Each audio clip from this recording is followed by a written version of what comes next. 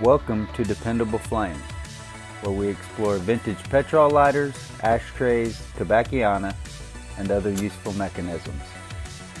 Make yourself at home.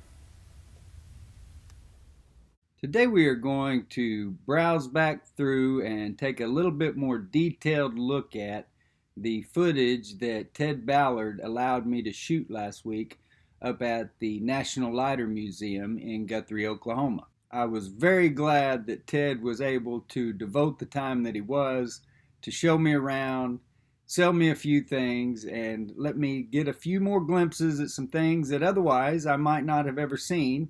And as we talked about in the previous video, maybe give some of you an opportunity to own some things that you may not otherwise had the opportunity to own. This was the main case. You can see some really nice lift arm lighters right there. But this case was where Ted had most of the nice Zippo stuff. You can see some table lighters, some various Scripto View. There were some park lighters laying down there on the shelf. There's a Greenskeeper, a couple of Slims in boxes up there. Some Daltis lighters down there on the bottom. There is a Zippo wick card, which I know our friend Migorang has and would like to get his hands on more of. Some of this stuff I don't recognize. That looks like some sort of jade stone. These are some antique stuff here. I'm not sure what those were. Candle lighters of some kind. This is where having Ted tell the story would be of great benefit. There you see some old fluid and fuel containers, a Thorns fuel station, some flat ad lighters, some Bowers flip top lighters, other figural lighters, pistol gun lighters, camera lighters. There were several that I just passed over very quickly before that statue. There were several Siam Sterling lighters. There was a display there of some really cool strikers, pocket strikers. Thought that was pretty neat.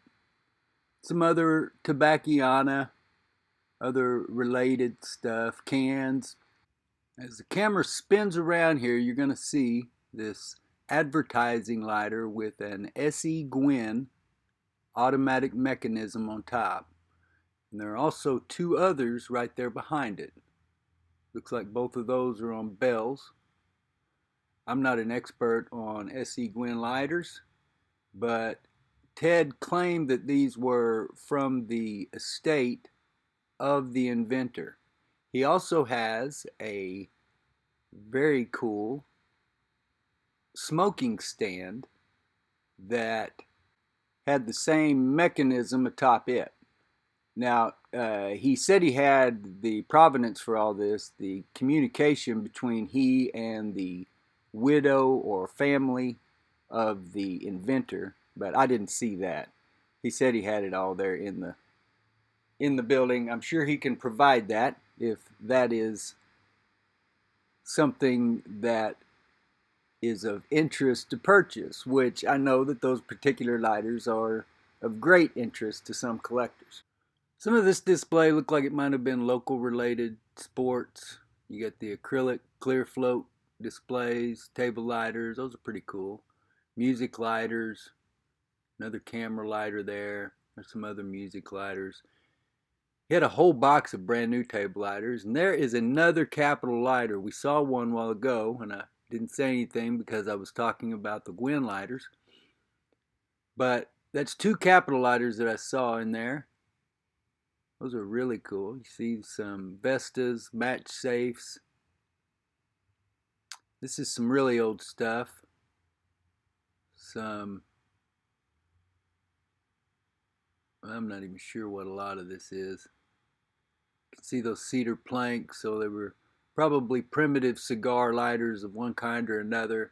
See a bunch of Ronson touch tips, some round rondettes, and I forget what the other round Ronsons are called right at the moment.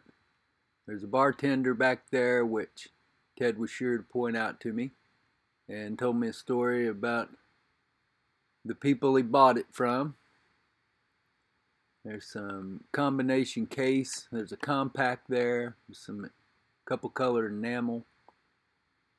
Some other enameled Ronsons and then cases. There are Zippo displays sitting everywhere around that place. If you're anywhere near central Oklahoma, here you can see a bunch of Zippo Slims and other flat ad lighters and other flip top. This looks like it was basically just kind of a catch-all. There's some Champ Austria down there with the vinyl wraps. See another display over there that I could not get to, and I'm not sure if I ever really got any footage of that one or not. There's some ashtrays, table lighters. There were table lighters everywhere in the building. He told me that over the years he had 3 collections left on the door, from 500 to 1,000 pieces, just donated, left at the front door for him to do with as he wished. And we're about to see some big boxes here, and those boxes are going to contain those 40 count Zippo rotating displays like the one that I made the short video on last week. Those would be very expensive to mail, probably more than what it would cost you. He's charging $50 for each one of them. It seemed like a pretty good deal to me. I bought one of those and a couple of brand new Zippos from him. Brand new, sort of vintage Zippos that I've yet to do videos on, but you can see those in that short video that I did. Trying to give you a look into all these cases, and some of them now it's really hard for me to see. A bunch of Evans table lighters. Tons and tons of table lighters. Some Thorns.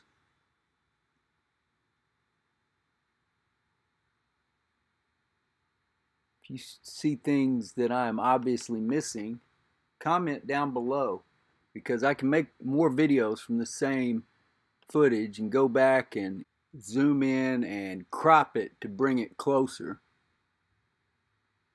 See a lot of, there's a bunch of Ronson table lighters, some ceramic table lighters. Here's one of the big Zippo displays that has the big storage case underneath it. This holds more, way more. I didn't even do the math on that. I'm not going to take the time to do it now. But he's wanting $350 for each of those. I think he said he had 2 of them. That was a little bit out of my price range, but very cool nonetheless. There was that case that I couldn't see from the other side, I think.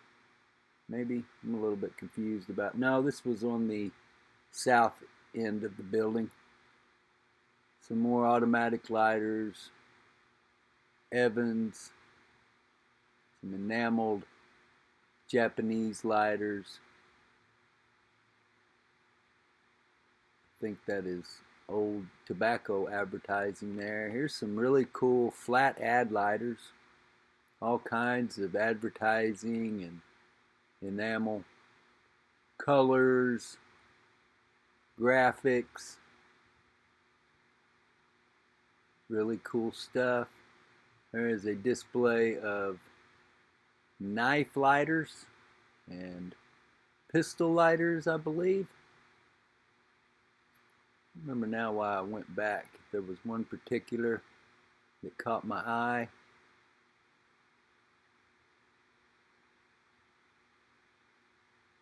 As I said, I had money in my pocket, but Ted knows what he has, and he wasn't giving anything away. So I was looking to buy, but in the end, I did not buy that much. And I'd already determined before I went up there, I wasn't really looking to buy to resell. There are a couple with some really nice graphics on them. More, I was looking for something that I could add to my collection.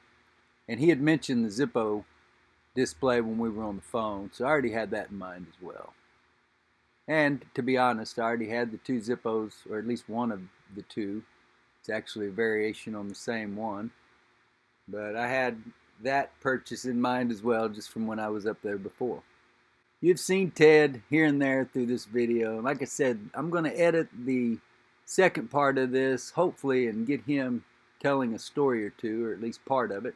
There you see some Cygnus table lighters amongst the bottom of this display that he had here. And we took the time to pull them all out of the case and look at them. And y'all know that I collect Cygnus lighters. If there's one brand that I collect, that's the one that I would want to add to my collection. So I was very interested, but these lighters were just, even for me adding them to my personal collection, it's just more than I paid for any single one that I had bought. And that's nothing against Ted. He gave me the time he had. But hopefully in the next one that I'm able to put together, we can get a little bit of a story or two from Ted edited into our browsing through his showcases. Until next time.